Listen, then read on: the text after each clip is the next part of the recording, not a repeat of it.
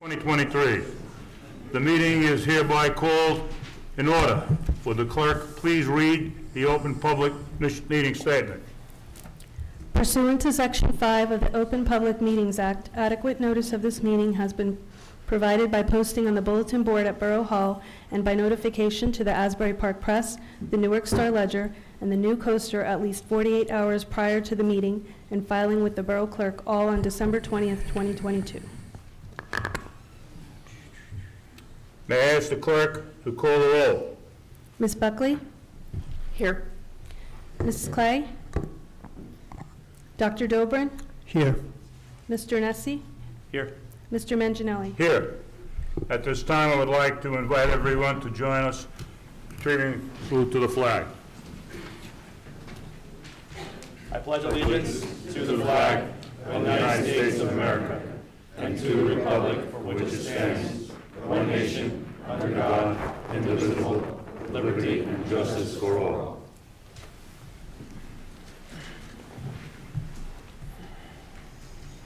There are two sets of meeting minutes for approval. May I have a motion to approve the December 20th regular and executive session meeting? Motion. May I have a second? Second. May I have a roll call, please? Ms. Buckley? Abstain, I wasn't present. Dr. Dobrin? Yes. Mr. Nessie? Yes. Mr. Manginelli? Yes. Before we move on to reports, we have a proclamation that County Commissioner Director Thomas Arnone would like to present tonight. Councilman? Thank you.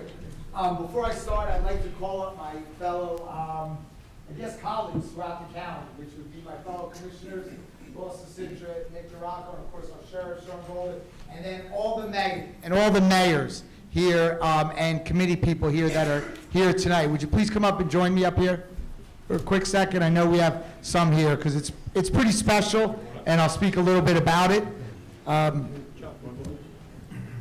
Mayor, come on over here close to us. Look, some of your colleagues here. Do I have to do this? Do I have to use this mic for any reason? But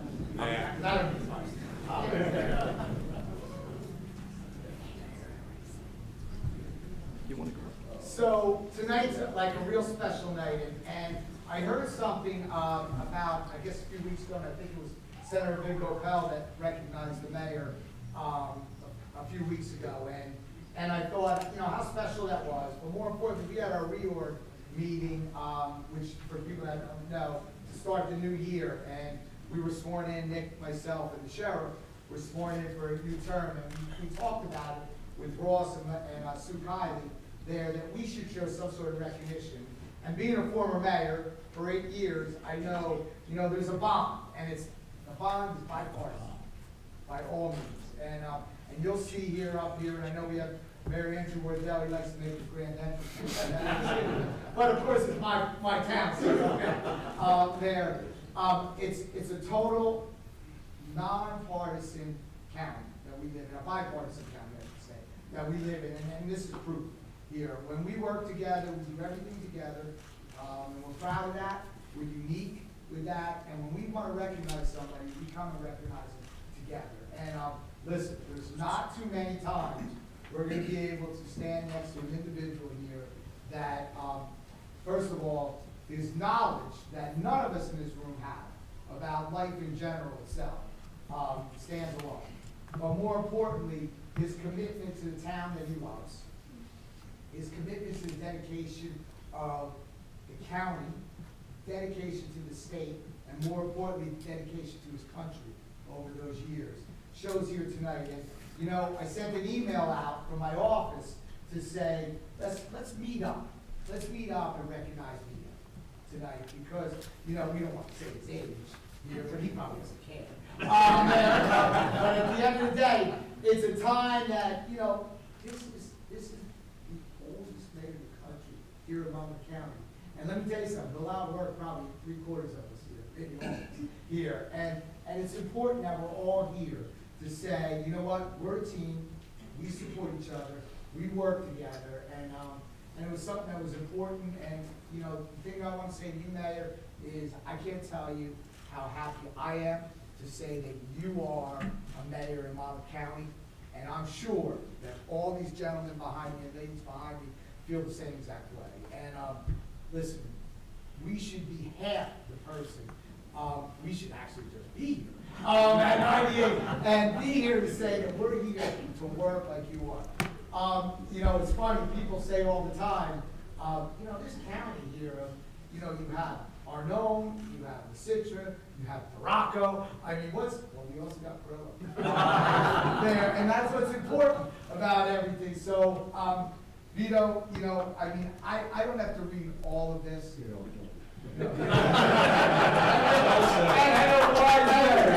Vito says, no, it's not.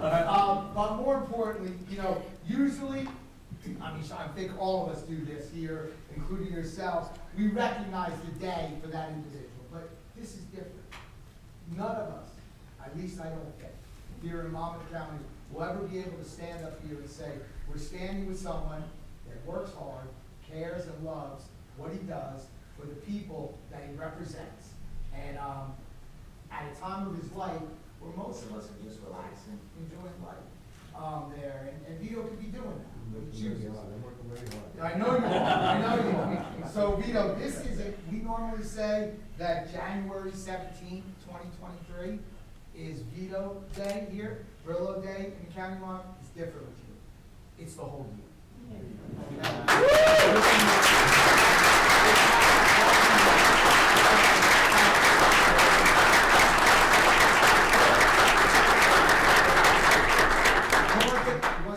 I want to thank you for those kind words. Thank you, really. And I tried my best. And the only thing I have to say is, the reason I'm successful is because I have the people around me who are great, they do nice work, they get paid enough. But they get paid. They do a good job. And to be successful, you gotta have good people around you. And again, thanks again for those kind words. And I mean every word I said. I appreciate it. Thank you. I wish I could say a lot more, but I can't. Don't worry about that. Let's grab a picture with all of us. Come on, guys. Ladies, come in here.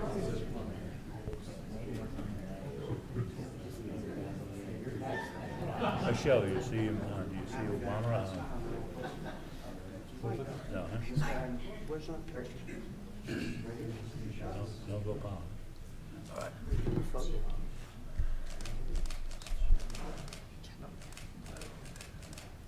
You guys are right here?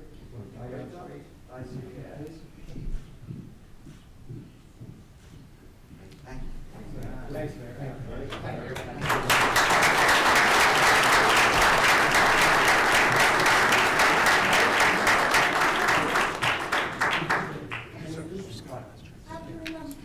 I don't even remember. You had a good show, Vito.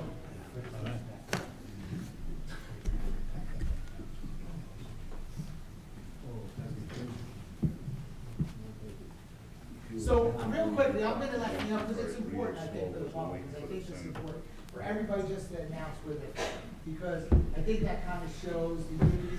So, would you, Fred? Certainly, Fred Tagliaferri, Ridley Avenue Township Mayor. Andrew Bell, Borough Deputy City Mayor. John Napolitani, Ocean Township Mayor. John Pallone, Mayor of Long Branch. Janet Juicy, West Long Branch Mayor. Nick DeRocco, Deputy Director, Commissioner Board. J.B. Barlow, former Mayor of Colts Neck. Michael Viola, former Mayor of Post Neck and Township Committee. Sue Fitzpatrick, Mayor of Colts Neck. Mayor of Farmington. Russell Zidrick, County Commissioner.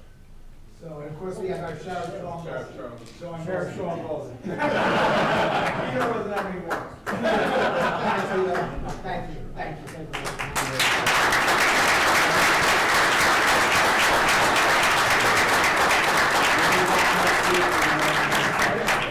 Tom, you plan this one next year? Yeah, we'll be back. We'll be back. Thank you, everyone. Thank you. Thank you. Well, thank you, distinguished guests. Thank you. Thank you, sir. Thank you very much.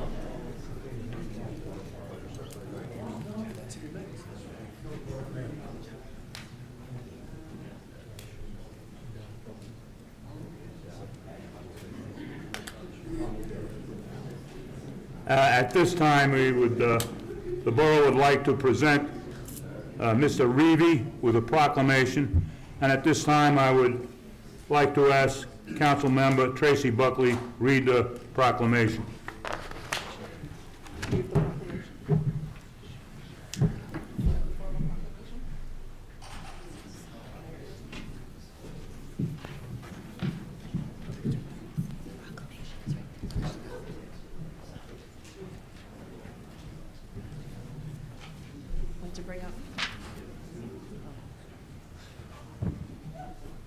Like to bring up the fire department and Reevy. Is this on? Sound, we need sound.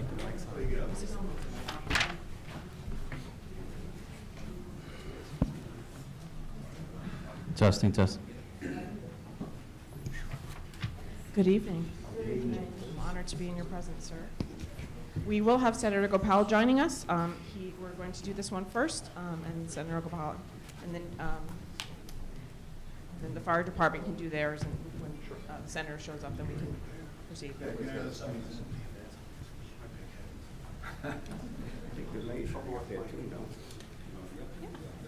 Of course. I'm just reading. I'm reading your proclamation, but you're the one signing it. All right. The Borough of Tinton Falls, County of Monmouth, January 17th, proclamation honoring Donald Reevy Sr. Whereas Donald Reevy Sr. is a lifelong resident of the Borough of Tinton Falls, and whereas Donald Reevy Sr. started volunteering with the Pine Brook Community Hose Company in 1947 at the age of 18. Whereas Donald Reevy joined the United States Army, where he was a radio operator during the Korean War from 1951 to 1953. Whereas Donald Reevy returned from the war and continued his service to the Borough of Tinton Falls as a volunteer firefighter. Whereas Donald Reevy Sr. served the Borough of Tinton Falls Department of Public Works for 35 years, retiring in August 1998. And whereas Donald Reevy Sr. has held every fire company position, lieutenant, captain, deputy chief, and chief, throughout his 75 years of service to his community, and is still active today. During his tenure, he has seen many fires, saved countless lives, and in the process, and trained many firefighters during that time. Whereas Donald Reevy Sr. is an integral part of the borough's firefighting community, having donated thousands of hours over the last 75 years to help keep Tinton Falls citizenry and property safe. And whereas the Tinton Falls Borough Council and Mayor wishes to join the members of the Pine Brook Community Hose Company honoring Donald Reevy Sr. for 75 years of dedicated service to the Pine Brook Community Hose Company No. 3 and to the Borough of Tinton Falls. Now therefore, I, Mayor Vito Perillo, and the Tinton Falls Borough Council do hereby wish to take this opportunity to commend Donald Reevy Sr. for his invaluable contributions to the community. It's an honor and a privilege that you chose to call Tinton Falls your home. Thank you for your extraordinary service.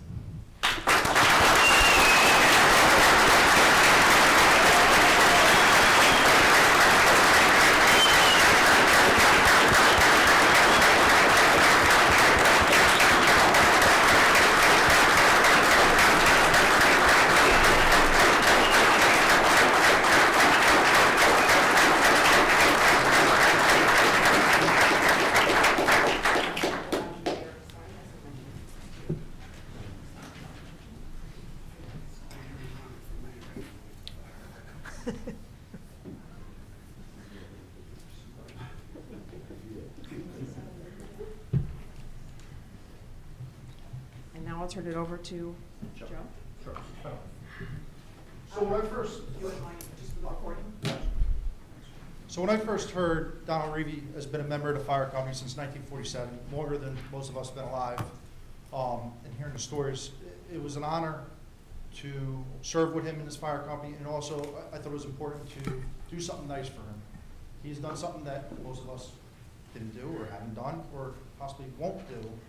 He's still active. He's still at our trainings. He does show up on calls. He's very involved in our community and our fire company. So with that said, we want to present Donald Reevy Sr. with a plaque that says, on behalf of the members of the Pine Brook Community Hose Company No. 3, we thank you for your 75 years of dedicated service to the residents of the Borough of Tinton Falls and to our fire company. Presented this date, January 17, 2023.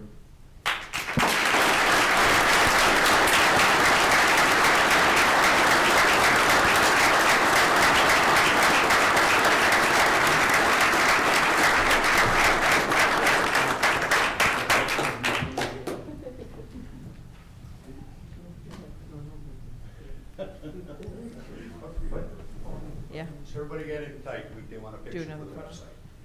Half of my head will fit. I need 2 rows. Okay. I see it.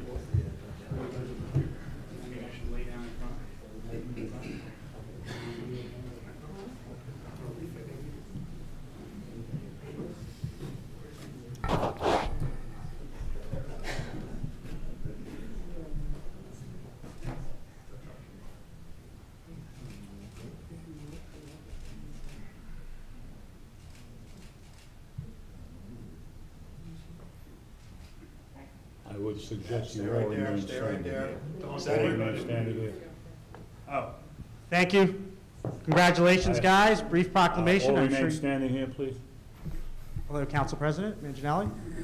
At this time, I'd like to invite Senator Vingo Powell to present the proclamation honoring Donald Reevy Sr.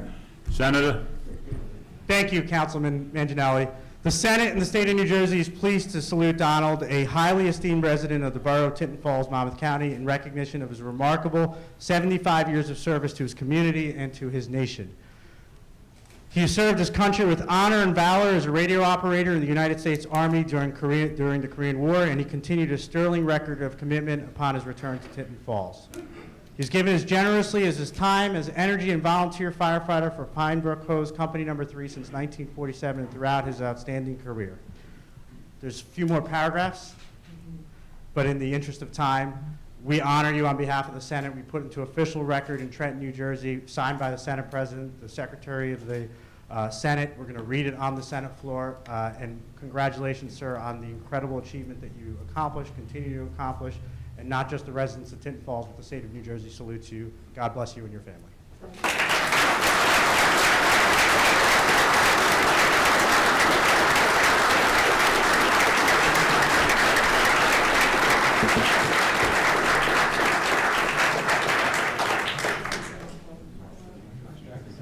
Thank you.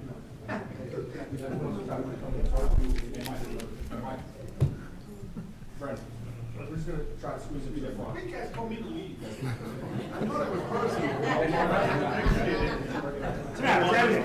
didn't want me in a picture, I get it. Brendan doesn't want to be in a photo. Yeah, I only want to be next to you. Brandon, you're always supposed to be. There's no way all these people out here can be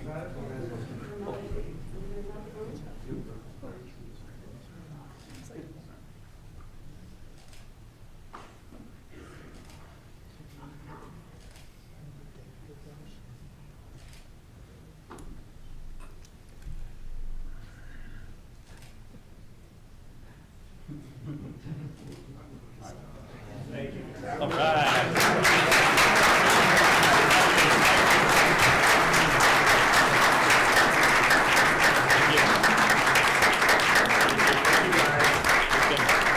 All right. Take care.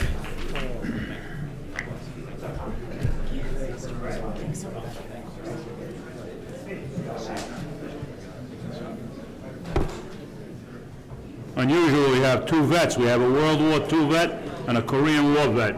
Thank you for your service, guys. We'll move on to reports. Mr. Neff, Borough Engineer. Thank you, Council President. I just wanted to touch on resolution under consent agenda R23-028. This is a resolution in support of a grant application to the New Jersey Department of Community Affairs. This is for new softball fields at Sycamore Recreation Complex. There were a number of residents as well as representatives from the Little League who were requesting softball fields in the borough. They wanted something similar to what the boys have over at Hockoxen for the girls in town. So we worked with administration, recreation, DPW, Little League to come up with some concept plans, and we think we may have some room over at Sycamore. So we are submitting this grant. It's for a maximum amount of $100,000 is what we can request. So this project will be well over that, but we are seeking the full grant that we can get. So This is due the end of this week, and we should hear back in a few months if we're successful or not. So, Thank you, Mr. Neff. that's all I have. Mr. Fallon? Thank you, Council President. I have no report tonight. Thank you. Mr. Terrafranco? Thank you, Council President. I just want to commend Mayor Perillo and Mr. Reed for these milestone accomplishments, and just reiterate what Mr. Neff said regarding the support for the softball fields. That's all I have. Mayor Perillo? I think enough has been said, thank you. I have no further reports. Mr. Starkey? I'm with the mayor. I have nothing to report tonight. Ms. Hutchinson? I have no report this evening, thank you. Any reports from the council? Ms. Buckley? Yes, thank you, Council President. As a liaison to the Environmental Commission, I'd just like to remind everybody that the next Environmental Commission meeting is January 26th, Thursday evening, at 7:30 at the Crawford House, and it's a hybrid meeting as usual. You can join online as well. Additionally, myself and Councilwoman Clay, who's not here this evening, are the liaisons to the Green Team. I'd just like to report that the Green Team is making great progress. We anticipate to submit for our bronze certification on the first deadline, which is February 26th. I'd just like to proactively thank all the members of DPW, Charlie, everyone that we've requested some information for all of the actions we're looking to submit. And that's it for my report this evening. Thank you. Thank you, Ms. Buckley. Mr. Nessie? Thank you, Council President, and good evening, everybody. Last week's planning board meeting passed Shark River Road warehouse on Shark River Road. The next planning board meeting will be on January 25th. As far as the Chicken Advisory Board meeting, no new news. Next meeting's tomorrow night here at 7 p.m. There are several applications still available. Anyone interested in raising chickens in Tinton Falls? And congratulations to Mr. Reevy on his lifelong accomplishments at the Pinebrook Hose Company #3.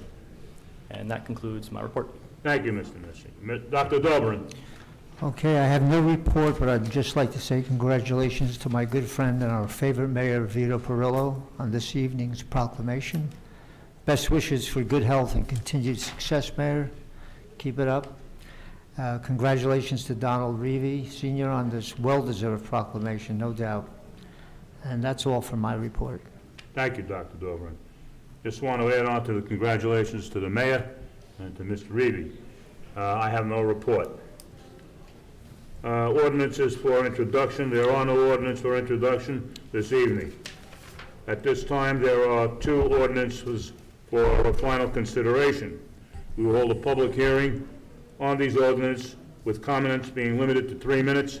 Comments may only pertain to the ordinance. Will the clerk read the ordinance, please? 2022-1498, an ordinance amending Section 7-3.4 of the Borough Code to designate Hubchild Boulevard as a no parking street. May I have a motion to open the public discussion on this ordinance? Motion. Second? Second. All in favor? Aye. Is there anyone from the public that would like to comment? Please remember to state your name, address for the record.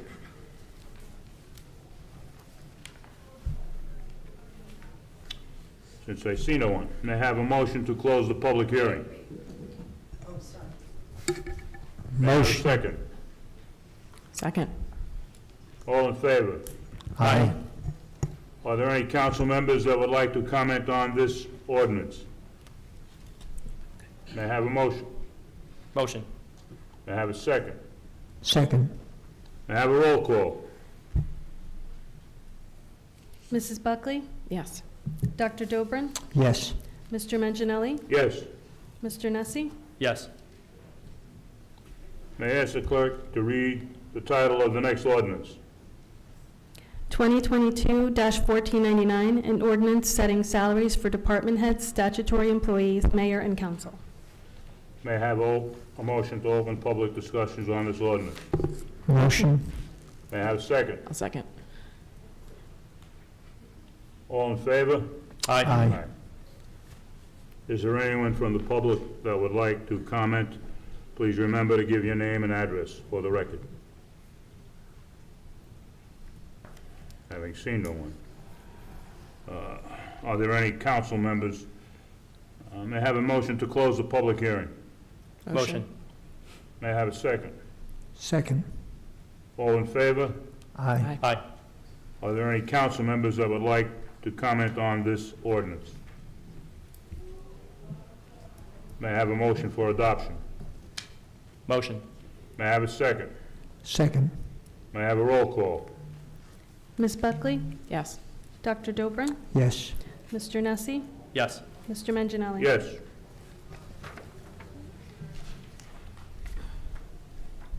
May I have a motion to open the public discussion? Motion. May I have a second? Second. All in favor? Aye. This is the time where the public may comment on any topic of their choice. Please state your name and address for the record, and limit your comments to 3 minutes. At this time, I would like to ask the clerk for any public comments were submitted prior to this meeting by email. There were none.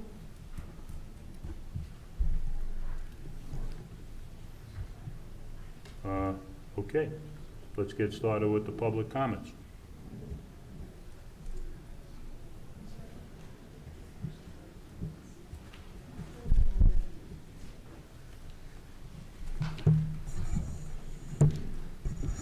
Paul Olivera, 5 Blueberry Lane.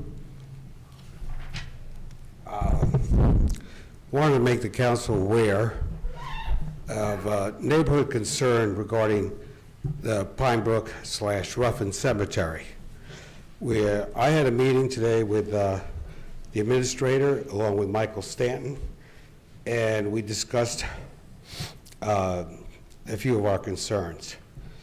I had several questions regarding the certificate of authority and who has jurisdiction over the cemetery. We will be filing filing a letter with the board and the Attorney General regarding our concerns. But we'd like to ask the council to investigate the search jurisdiction.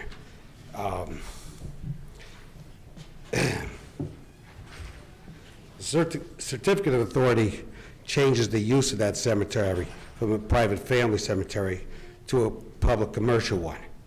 That's where the jurisdiction of Tinton Falls comes into play.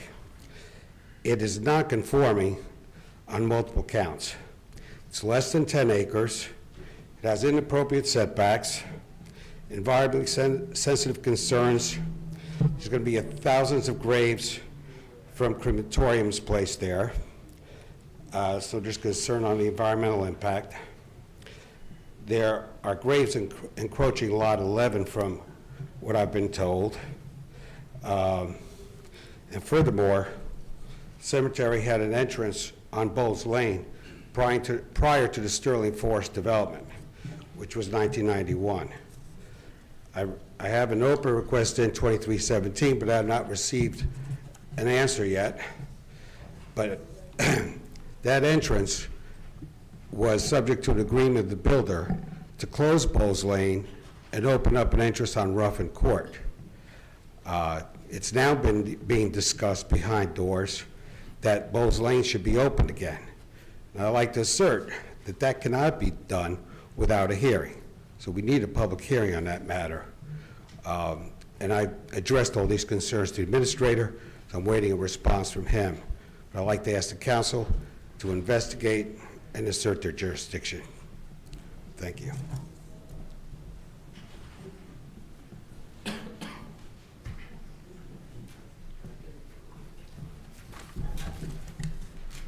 My name is Ken Scarano. I live on number 1 Macameni Lane. I can't even say it half the time. It's kind of weird spelling. My property, I might be lot 11. My property's on the edge of that cemetery. When I first bought that house, there was a few graves back there, like a pauper's field. Since I've been there less than a year, hundreds of bodies have been buried back there. I watch a backhoe dig a hole, wrap a chain around a pine box, and just dump them in the ground. The odd thing is, I never see a minister, or a priest, or a rabbi pray over those bodies. They're just dumped in the ground. Now, I took the time to look up the law regarding cemeteries. And believe it or not, the state of New Jersey has a law, it's Title 45, Chapter 27-17. And that law, let me put my glasses on, I want to read this whole thing, I might paraphrase some of it. But before a single body is buried back there, and one thing that should be considered is that a public cemetery or a private cemetery? I've heard from some people it's a private cemetery. Well, guess what? You can't sell a plot in a private cemetery. Well, then if it's a public cemetery, it has to have a survey map, which it can't have because some of those bodies are buried on my property. A survey map with a use described for the purposes, and there's supposed to be a filing of this map that includes which plots are where, and also includes roadways to get in between the paths for these things. There's no path between any of those. And this map is supposed to be available for inspection. Now, this is the old story, if you give somebody an inch and they take a yard. That thing is expanding all the time. And guess what? You can't expand a cemetery without your approval. And you have to have a resolution approving the expansion of that cemetery. So, I mean, I don't know what law they're not violating over there, but you're the ones who are in charge, and I don't care who, because I happened to be over there when hearing something about a court order. You can't give a court order for something that violates the law. So that's all bogus. And, you know, I don't know if I mentioned or not, but I am a combat veteran, and I served with people I retired in 2012, and I led a special forces operation in Iraq when I was over 50, and watched a lot of young men do what they were asked to do at the risk of their lives. And I'm thinking there's some people who are not taking much of a risk, but just need to enforce the law to protect the community around them. You know, I've got a million things in here about the different laws and stuff like that, but I'll just leave it at that. There's supposed to be a survey map of that land and where those plots are. And they're not supposed to be, first off, if there was one, they're not supposed to extend it without your approval. So it's up to you. Thank you. Thank you. Anyone else? Good evening. Gary Herview, 10 Blueberry Lane, 30-year resident in the Sterling Forest development. I'm just here to echo a lot of my neighbors and fellow residents, mainly about our concerns that we have. We don't have a lot of answers. Some facts, maybe some facts still need to be determined, but we have a lot of questions and concerns. This is our neighborhood. We've been good residents. We're behind the Stavola asphalt plant. We deal with the noise. We deal with Route 18. We've had that cemetery there. I believe it's a lot of local families and Civil War and some Native Americans back there. And it's been very dormant for 30 years. Now, all of a sudden, we have trees coming down on a daily basis. We have bodies from New York City being buried, God knows where they're coming from, in our beautiful neighborhood behind where we live. And I think it's important for the township, the council, to let us know as residents as to whether or not you share those concerns, and if you're willing to put maybe the attorney that you have to work to maybe fight on our behalf. If it is a state matter, whether it's the Attorney General, whether it's the Cemetery Commission, whatever the case may be. Don't know. I don't pretend to know who has jurisdiction. All I know is every day we hear the chainsaws, there's digging, there's burying, there's trees coming down. So we want to get your attention. And if I could just have a raise of hands, who's here for this issue? Thank you. I implore you to take action. My name is Carrie Jones, and my address is 73 Cedar Avenue, Apartment 1, Long Branch. I am a direct descendant of Cynthia Ruffin and John Brock and the cemetery. We have gone to court with Mr. Louis Chicalise. My cousin Jean Ruffin was going to court with him first. And it was all about getting Louis off the property. if you look at the Board of Cemeteries records from May of 2005, it was questioned to the Board of Cemetery, who has jurisdiction over the cemetery? And there was no answer. I have proof in here that Louis Chicalis went and started putting letterheads under Ruffin Cemetery in 2004. When you look through the Board of Cemeteries, I printed out every month from 2002 to 2022, and there was never any clear, Louis Chicalis, you have permission to do this. I have paperwork from my aunts where they had attorneys, and even in 2008, they were telling Louis Chicalis they wanted no parts of him. They did not want him on our cemetery. They wanted nothing to do with him. In July of 2005, my cousin, Jean Ruffin, got a cease to desist and just finished going to court with Louis Chicalis in 2022 of February. When I realized that Jean Ruffin was going to make a consent agreement giving this man property, rights to be on our property, not as owner, but as operator. I've been out at the cemetery. I have called Tinton Falls Police, and they've come out there, and his workers were told to leave and to leave me in peace because they come harassing me while I'm out there visiting the grave. At the time, I also had a order to show cause against Louis Chicalis that was, the judgment was done July 1st of 2022. The judgment said, we as Ruffin heirs, which I have several family members here, they said we could not stop Jean from making a consent agreement with him, which when Jean was making the agreement, it was for the Ruffins to have 50 graves and this and that, and Louis to do X, Y, and Z.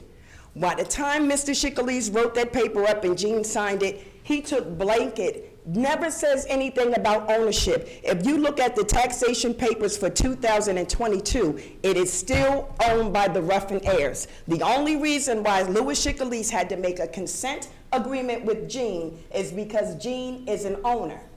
3 things happened also in that judgment. The judge said, as well as Jean couldn't speak for us, we could not stop Jean from making this agreement, but we, the rest of the Ruffin heirs, have rights, and we are going back into court to do an order to show cause for him to give us a consent agreement. We don't want Mr. Chicalis on our property. We never have. Our property has been in Eatontown, New Jersey since 1774. This is what Mr. Chicalis' attorney said when he wrote this letter to the Board of Cemeteries, where I filed 2 complaints, and the reason why they bumped it down is because now, since my cousin Jean Ruffin made a consent agreement with him, he's basically given him permission to be out there. I'm with you, neighbors. I don't want him out there. I met with this gentleman out there the day with the dog. That was the day I had to call the police on Louis Chicalis. But Louis Chicalis tells the Board of Cemeteries that not until a few local residents reached out to him seeking guidance and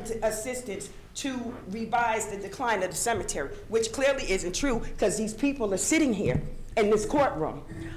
I came here tonight without going to Freehold today to do a consent to, for him to show cause and do another cease and desist, which I sent to him back in July.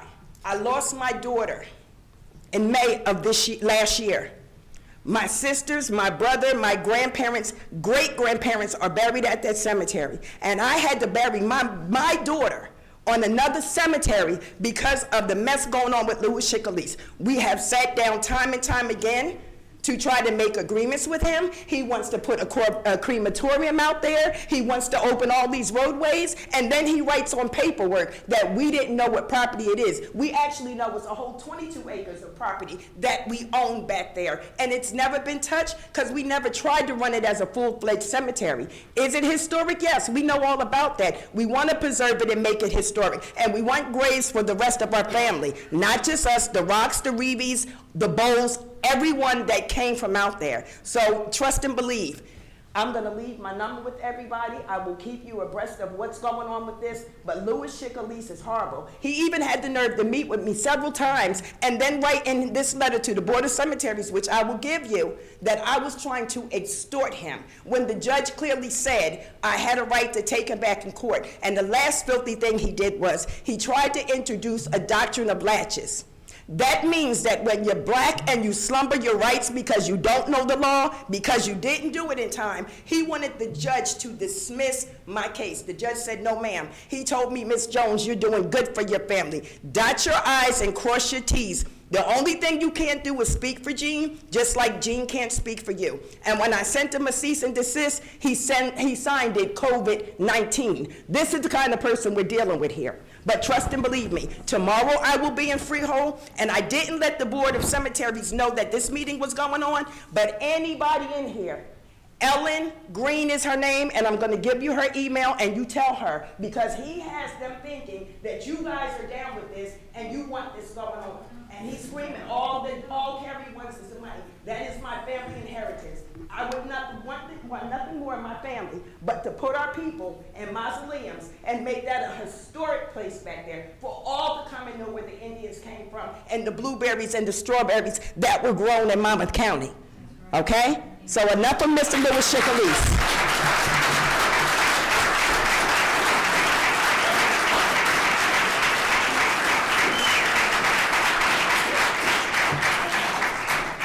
Good evening. Good evening, and thank you very much for that very informative introduction. My name is Scott Cassidy. I live at 6 Blueberry Lane, Tinton Falls. We've had some commentary passed tonight about a couple of things regarding who has the rightful jurisdiction over the property in question. Paul Oliveri, who preceded me, did bring up the local ordinance in section 40-37, where there is a 10-acre minimum. We believe that the parcel in question that's being currently worked on is under 10 acres. It's 8.6 or so. So therefore, it's in violation of that particular statute, or I'll say zoning code. The other issue associated with it is that there are properties that are designated according to the town master plan map that places it in a endangered forest area according to the Fed. It's listed on the map on page, I believe it's 18, that has that designation, but it is in that master plan. Secondly, there are portions that are drawn into that same master plan that are environmentally sensitive areas. They're listed as wetlands. The minute you elevate this to a wetland, you're at a higher standard to deal with the concerns associated with what could go into the wetland and ultimately get into the water supply for the community and for the aquifers that are underneath, as well as rivers and streams. It directly impacts not only humans with the possible introduction of carcinogenics, but it also deals with the wildlife in the area as well. As such, in looking further into your zoning ordinances here in Tinton Falls, section 40-29 clearly defines that permitted uses of environmental areas is as follows, provided they are permitted uses in the district in which critical environmental areas is located, and provided that none of these adversely affect the hydraulic capacity, water service elevation, water quality, and turbidity. Clearly, if you're placing things into the ground that have a finite life, will eventually decompose, will eventually become part of the soil, they will leach into the underground areas, different types of components that need to be dealt with and will take, in some cases, in extreme cases, a long time to cure. When you cremate a body, you bring with it heavy metals, which are carcinogenic, and you also bring the potential for that volume of bodies that we're talking about for tons of material to be placed into this particular small area. The average body, male, takes about 10 pounds of ash at the end of a cremation process. A female is 8 pounds. If you put just 500 graves back there, you're dealing with almost 2 tons of ash going onto the property and potentially percolating down into the aquifer and the water underneath the structure. Now, we as neighbors know there's water because it does run out into our properties in the spring in particular, but nonetheless, it's wet. As I pointed out before, there are designations on the town master plan map that clearly defines this as wetlands. Therefore, The attempts to bring anything close to those areas is under the guidance and, I'll say, suggestion of the DEP to add buffer zones in addition to the 50-foot set-offs that are typically associated with wetland properties when you're dealing with any kind of development. And in addition, you have the capability to look at the tree cutting down and its impact and effect on the designation that's in the same planning map associated with it being a federal endangered area, according to what you've transcribed in that document. So for those reasons, we'd like to solicit that the town attorney be engaged in helping us to investigate this particular situation. We'd like the board to participate with us to look at these environmental concerns that we have, and we'd like to move forward in a better understanding of what is actually going on back there, because I, for one, sure all my neighbors, we never received notice of anything going on. I saw two men cutting down a tree 7 inches across. The cutoff is 6. And when they saw me, they ducked their heads and walked into the woods. And when I went out, I was approached by Mr. Salisi that he said, oh, just want to tell you, we're taking over, we're putting the graveyard in. And I said, well, what are you doing? He said, we're cutting some trees, the growth that needs to be cut. And I looked, and it was a perfectly healthy tree being cut. And he said to me, he said, well, I know it's upsetting, but we're looking to try to bring an entrance in here through Bowles Lane. And I said, well, where are you getting the authority to do this? He said, well, we have the go-ahead to do it. That's what his comment was to me. So I was first made aware of this not even a week ago. And I know none of my neighbors had any notice of this going on. And I believe the town has some ordinance about properties being affected by some development within a certain footage, it's typically about 200 feet, that those houses need to be notified about what's going on in this practice. None of that was done, which means it was done, as has been indicated by my predecessor, in a way that was trying to bring it in under the radar so nobody would be aware of it until it became a monumental issue, which is what it is today. So again, thank you for your time, and I appreciate your consideration of my request. Is there anybody else?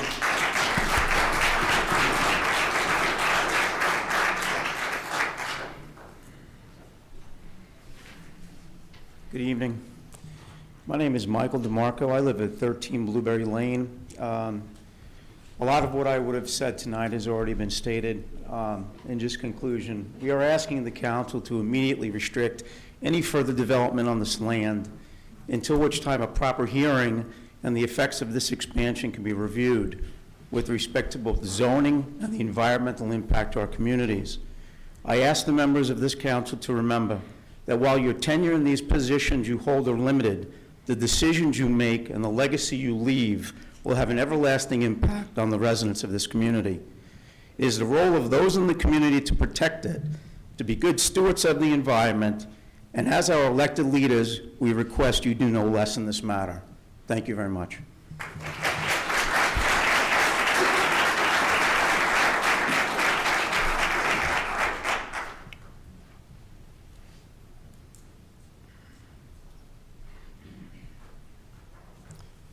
Good evening. My name is Michael Stanton. I live at 9 Bowles Lane in Tinton Falls. Council President, may I approach and hand the Borough Clerk some pictures to be distributed to the council? Kevin, is that permissible? Sure, yeah, do that. Thank you.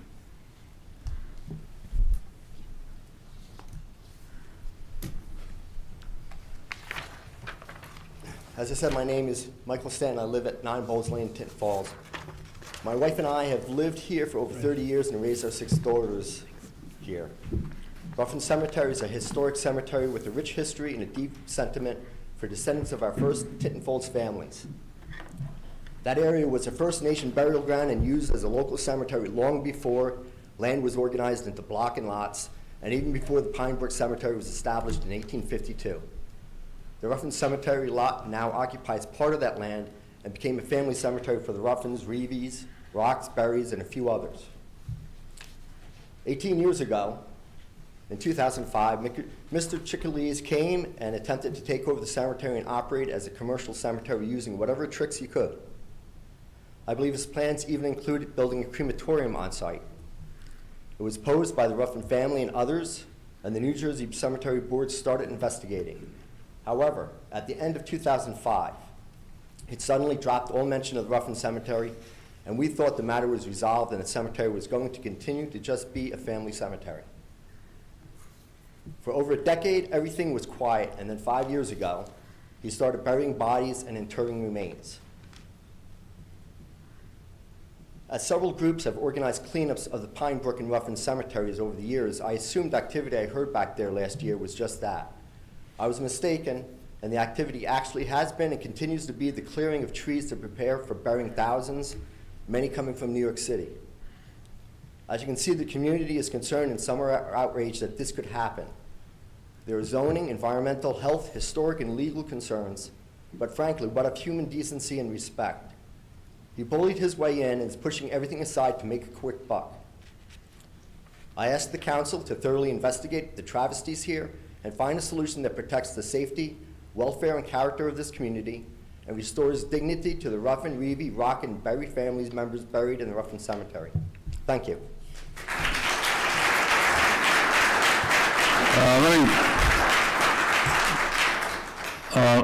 This came to my attention a couple of days ago, and I can tell you that there have been meetings, and I think it's a good time to let you know what we've discussed. So I'm going to turn the meeting over to our town administrator, and I'll let you know what we've discussed and what we can do.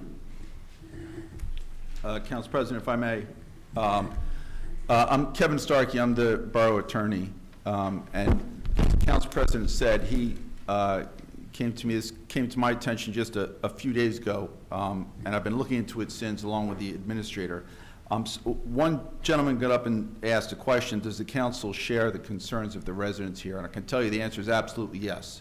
The council president came to me and said, Kevin, please look into this, find out what we can do, what the borough can do, how we can help the residents, and how we hopefully can work together to address this.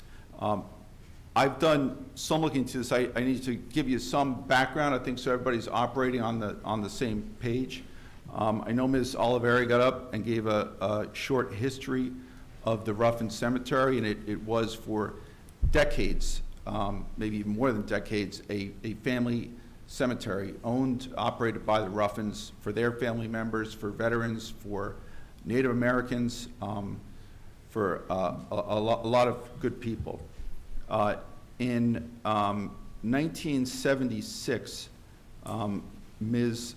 Marion Ruffin filed what's called a certificate of authority with the state of New Jersey. The reason I spoke with the Deputy Attorney General who handles this morning, she said probably the reason she did it was to try to get things in order. That's what you're supposed to do, to try to operate under the state law. And she did that. By doing that, converted the cemetery that was there from a private family cemetery into what's called a public cemetery, which brings it under the jurisdiction of the New Jersey Cemetery Board. They've had the right, the cemetery board has, and they have since 1976, exercised authority over that cemetery to review what happens there, to go out and do investigations, to look at it. Someone said that an investigator has been looking into this from 2005, and then a couple of years ago. That's the investigator for the New Jersey Cemetery Board. They have been out. The Deputy Attorney General told me that they've been looking at this, I think, for probably about 15 years now, in various aspects of it. That the Cemetery Board is the board that has the authority over public cemeteries in the state of New Jersey. Someone said we didn't get noticed from the town of anything happening out there. That's because for a large extent, we're in the same boat as you. We don't get noticed. This council and the mayor don't approve things at that cemetery. They don't approve graves going in, that we don't get notice of that happening. That all falls under the cemetery board, which is out in Trenton. Somebody asked about a survey map to tell you what's out there, what's coming out there, what they're authorized to do, and it has to be filed. That is absolutely correct. The Cemetery Act, which is a New Jersey state law, says a survey of what's out there has to be filed. And is on file, I would think. I haven't gotten it yet, but it's with the cemetery board is where it gets filed. And I intend to get a copy of that, and I'll share it with people here, so you can we'll let you know what we're finding out as this goes on as well. The Deputy Attorney General said that anyone in the town, any resident who has a complaint, any concern of any kind, and I would say a lot of what you said here tonight applies to that, should immediately file a complaint with the cemetery board. They have investigators, they go out and they look at it. The complaint can be filed by any person, by a governmental entity, can be filed online. There's a website, njconsumeraffairs.gov, has a website, there's a big red thing that says complaint. You click on it, you file your complaint, you can mail a complaint in, the cemetery board will contact you and reach out. We've discussed about the town filing a complaint with the cemetery board, and we're looking into that to find basis for it so that they will come out and do an investigation into the things that have been coming up tonight. I know you see you're shaking your head, but this is state law that I'm talking about. I'm trying to both educate you and the council with how we can address these issues in the best way. There was also, and Ms. Oliveri talked about this, there's a related issue but separate about the ownership or operations of that cemetery. And she said she's going to court, which is a good thing, because the court is the one that decides who owns that. The court entered an order in February of 2022, which says that this Louis Sicalis and his... It just says he's the operator. Gene is the owner, and Gene gave him authority to be there. That's the only reason why he's there. So Okay. when the rest of us heirs say, no, we don't want him there, that's when the battle begins. But just another thing, our cemetery was designated a cemetery in 1976 under the 1875 Act, and she was still considered the owner. This is a paper from 1972 where his mother still had the Maintenance and Preservation Fund in her name and was still in her name until 2008 when she died. He did all of this stuff, just pushing papers around after the fact. But that's what I'm telling you guys, there's nothing nobody can do. I did 2 complaints with the Board of Cemeteries, and their thing is, with all of these complaints, he was there today, we watched them drop bodies in the ground, no priest, no nothing. I've seen him drop them in the ground, not even in a coffin. It's all stuff he can do because he's been going to the board, getting all of these things passed so he can do this stuff. So the thing is, once we stand up and say, no, we don't agree with him and we don't want him there, Louis Sicalis is going to be off that property. Okay? But there's nothing that the Board of Cemeteries is going to do because Gene Ruffin gave him the authority to be here. That's all he needed. If Gene had stuck to his guns, Louis Sicalis would not be on that property right now to this day. All right, well, So I'm going to keep you abreast, and I don't know how you have to hand this into the record, but I need to make sure you get a copy of this, so once I'll take everything finishes, Yeah. you're going to And I've said that the one thing I don't agree with you on is that the cemetery board will do nothing. The Deputy Attorney General I spoke to this morning said every complaint they get, they'll investigate, they'll follow up on it. If they can take action, they will take action. He's been charged $600 for dead bodies on top of coffins. They do nothing. They do nothing. So they're still allowed?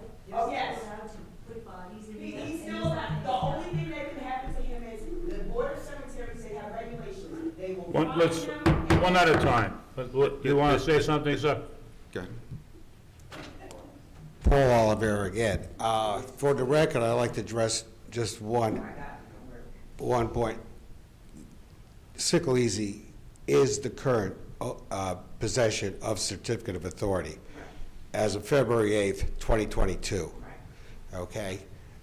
You're right about the jurisdiction of the cemetery in terms of the operational and maintenance of the cemetery, and that needs to be a complaint. That's coming. We will be filing a complaint. We'll also be filing a complaint with the Attorney General and the judge that signed the consent.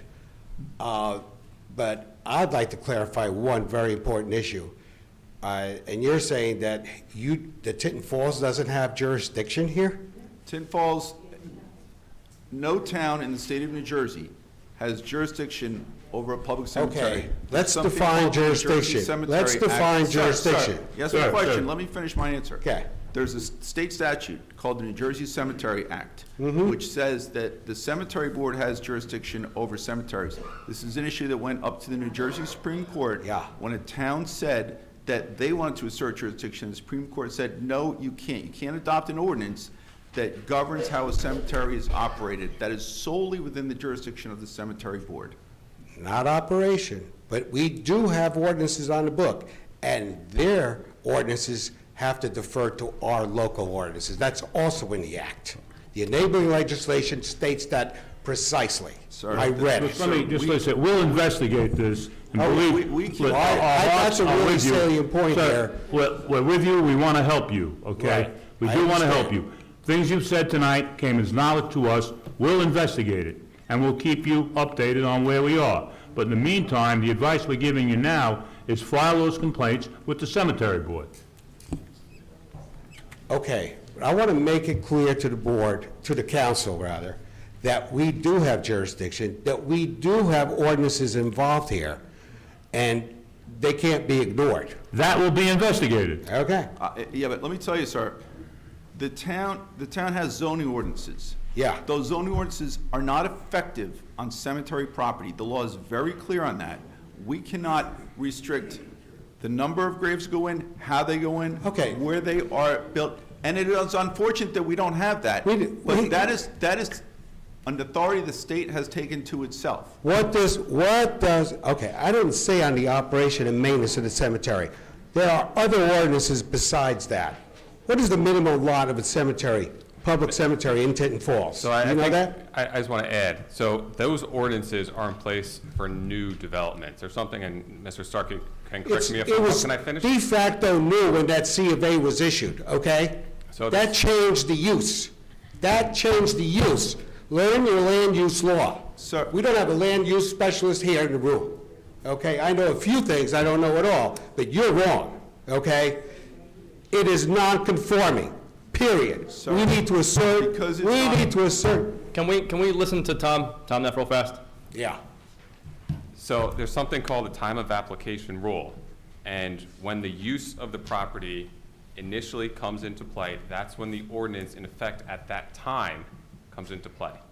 This ordinance is written more recently. This has been in operation for decades and decades and decades. No, it is not. Not under its It's been a current cemetery. use. It's been a cemetery No, use. It was a So- totally different use. You don't Once understand again- land use law. You're an engineer, you know nothing about land use But law. once again, we'll investigate it. You know as much as I do. You're not qualified to even speak, so let's investigate it, okay?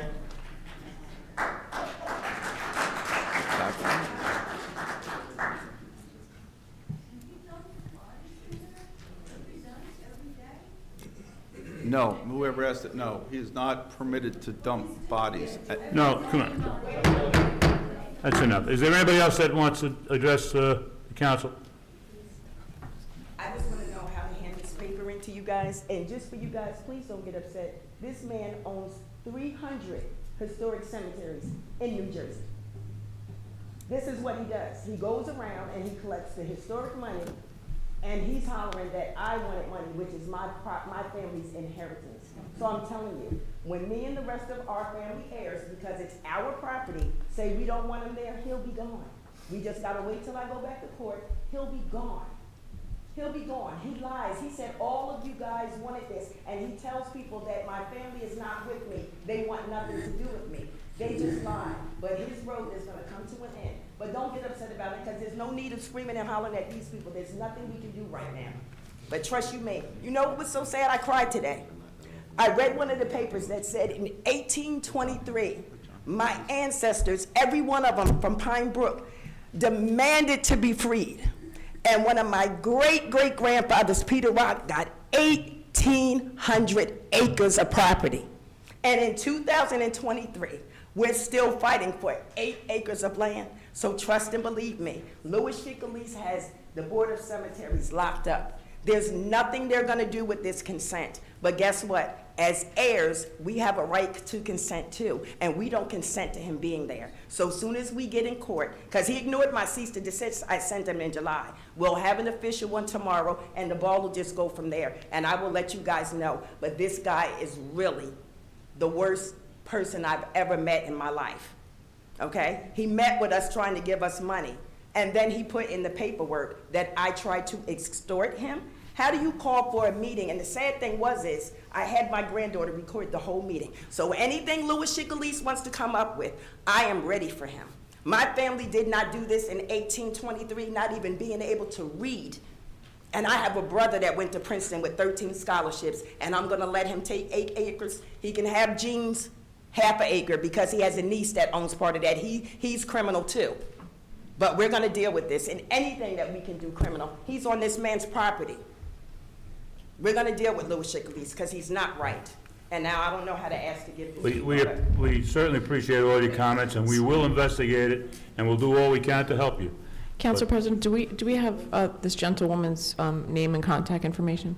Pardon? Do we have this gentlewoman's name and contact information? I thought you... Do we have a would give contact? us your name and contact information. Carrie Jones, 73 Cedar Avenue, apartment 41, Long Branch, New Jersey, 07740. And I know Mr. Pallone personally, he loves me. Okay.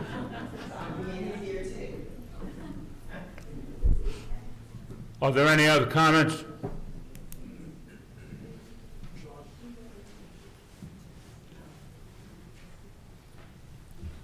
Joe Farmer, 36 Gallon Fox Road. John, I'd like the council to know that in the last couple of weeks, I've had a lot of correspondence, Zoom, and emails with the borough. And I just want to thank everybody here for their hard work in terms of addressing our concerns about the headcount with the police department. The council, of course, did the ordinance last year, increasing the authorized number of patrol officers.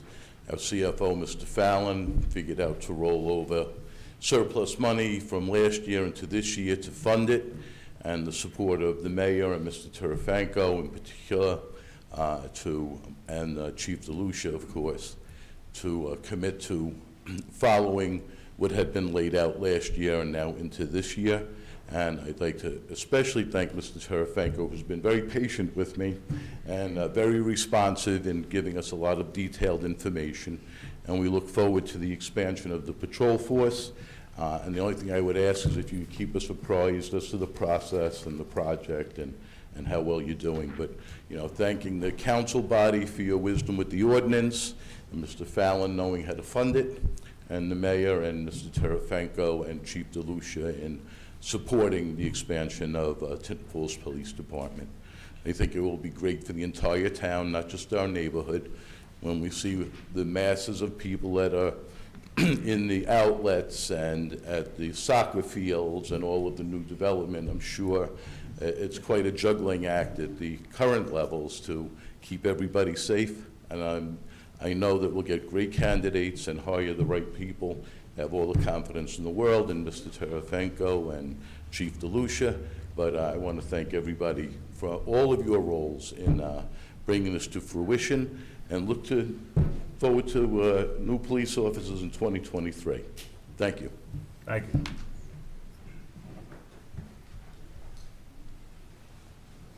I'd like to make this the last comment relative to the cemetery issue, but assure the group that I hear you. The council will work on it, we will investigate it, and where we believe we can help, we will help you. But we will let you know exactly what we're doing. Sir. Yeah. Gary Herview, 10 Blueberry Lane again. I'd like to thank Ms. Jones and family. Bless you. And thank you for being here, everything you do.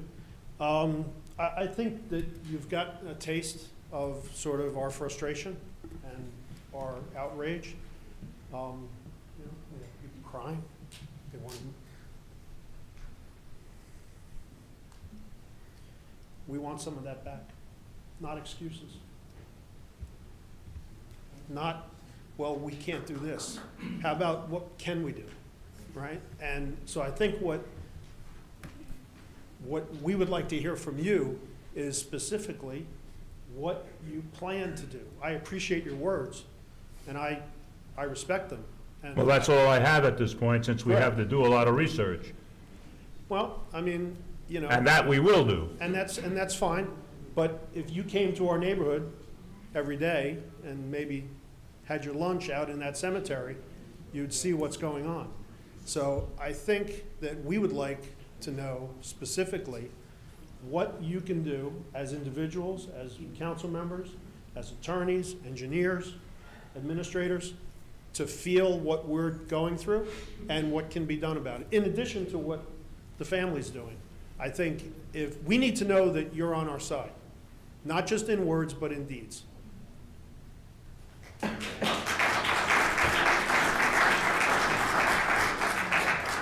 Are there any other comments other than the cemetery issue?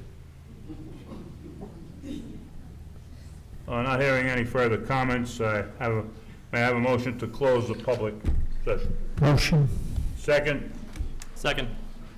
All in favor? Aye. Miscellaneous business for the order. Does any member of the council have anything to add? Yes, Council President, if I may. Not hearing any. John, if I may. That would be me. Yes. I would just like to personally say that a number of residents have contacted me around the cemetery issue, and I completely empathize. And I'll just ask yourself, Council President, and our attorney, if there's, you know, I would like to get involved however I personally can. Whatever we can legally do, Kevin, please let me know, because this is like extremely disturbing to me. So, and I mean, it's a historic site, so thank you. Okay.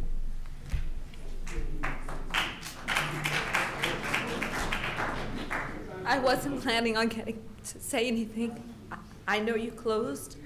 I still have a couple of things very quickly, if you would just indulge for a moment. I live at 1 Blueberry Lane. My name is Joanna Ashton. I have 3 children. 2 are special needs. And this is horrendous, what is happening behind our homes. I appreciate that you're going to look into it, and I would like to know when we will get some answers and who will be the liaison who is working with the people in our neighborhood. When you do finally find out what's going on, who's going to reach out to us, because we have heard absolutely zero, and it is unacceptable. It will be determined. At this point, I don't have a name.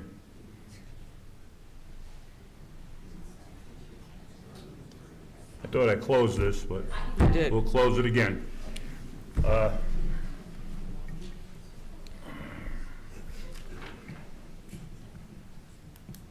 we'll move to the consent agenda. Before we do, are there any items any member of the council would like to remove to be voted upon separately?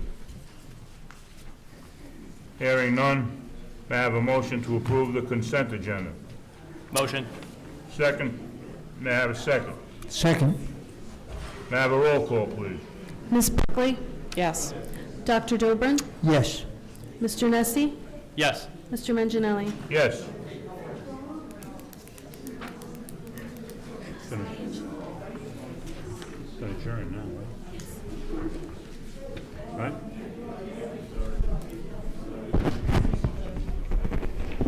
This concludes today's business. May I have a motion to adjourn? Adjourn. Motion.